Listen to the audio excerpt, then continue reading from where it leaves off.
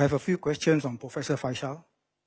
Following your dialogue with Malay Muslim leaders yesterday, PM, there has been a significant outpouring of support and sympathy from the Malay Muslim community towards Professor Faishal following his resignation.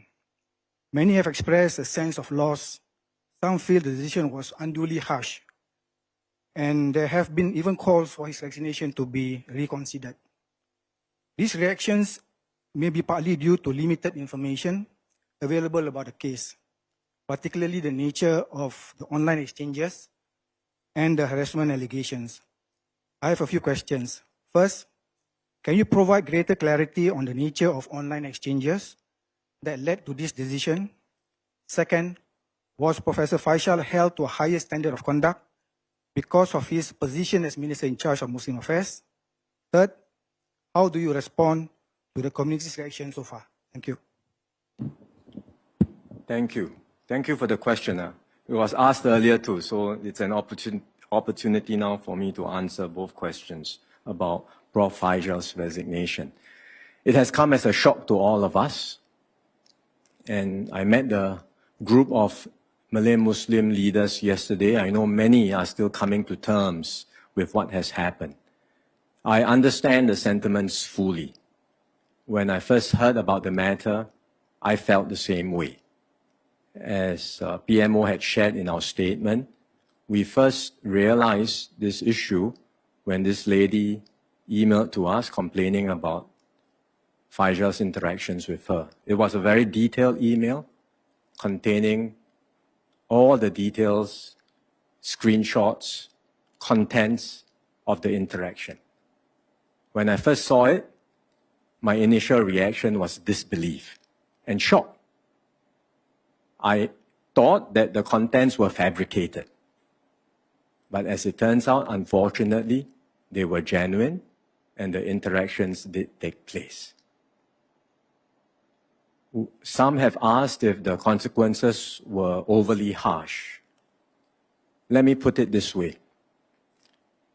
First, Faishal himself, reflecting on the matter, realized that it was not tenable for him to continue as an office holder and as an MP. His explanation is that he was trying his best to manage what he felt was an awkward situation, and he did not want to abruptly cut off the interactions with the lady. But he made a very serious mistake, and he accepts that he made a very serious mistake in engaging her, even when the nature of the interactions crossed the line. And he also accepts that his responses, his interactions with her, objectively speaking, were questionable and inappropriate. And that's why he asked to step down. And he asked and requested for privacy for himself and for his family. And we have respected that request as much as possible. Second, I have tried my very best looking at the matter to see if there is a way for him to continue in office even after all that has happened.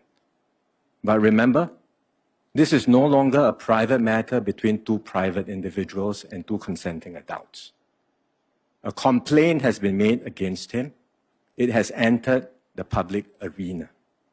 And that's why we have to undertake this objectively, undergo a process where we listen to both parties, and we certainly took pains to listen to Faishal's explanations as well. But after doing all that, we also have to look at the evidence and the facts. And when you look at the evidence, you look at the facts, it is clear that his conduct had fallen short of the standards that were expected of him. I shared this also with a few key colleagues in my team. So they reviewed the evidence independently, and they agreed with the same conclusion. And that's why I agreed with his decision to resign. It's the right course of action to take. Thirdly, and to the question that was posed, if this matter had happened to any other MP in the PAP, we would have done the same thing. The same process, the same standards would apply, and the same consequences would have followed. Yes, Faishal is the minister in charge of Muslim affairs. He has responsibilities as minister.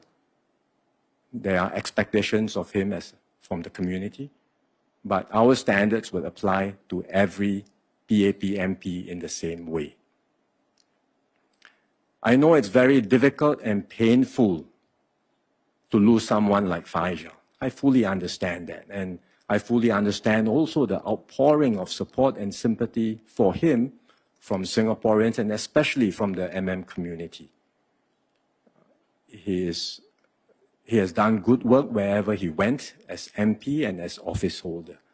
And nothing that has happened, this incident, does not in any way diminish the significant contributions he has made to Singapore over the past 20 years.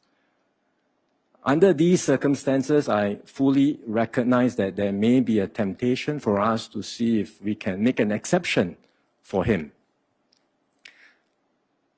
But I think doing so will only cause more damage and harm to Singapore. In the end, we look at the evidence, we have to do the right thing, and we have to continue to uphold the trust that Singaporeans have in our political system and in our public institutions. It's very sad, it's very unfortunate, but we have to move forward from here.